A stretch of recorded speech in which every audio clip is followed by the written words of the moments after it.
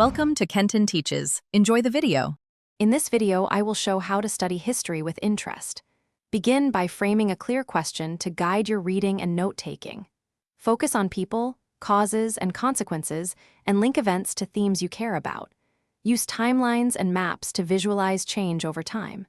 Compare differing accounts to spot bias. End study sessions with a quick summary and one active recall question to test your memory daily. In the next section, I will explain how to pick sources and create engaging notes. Start with a mix of primary and secondary sources and prioritize concise summaries. Turn notes into questions and flashcards for active recall practice. Build a timeline with dates and one-sentence event summaries to see cause and effect. Incorporate stories about individuals to humanize events.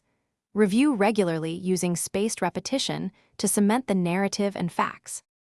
In this video, I will show how to replace Acura MDX battery. Quick recommendation. On another note, I found a book that can truly change how you think about money, and it made me laugh about spending on car parts. If you are finding this video helpful, please subscribe and like, and check the description for the book link and other deals. Now let's get back to the video.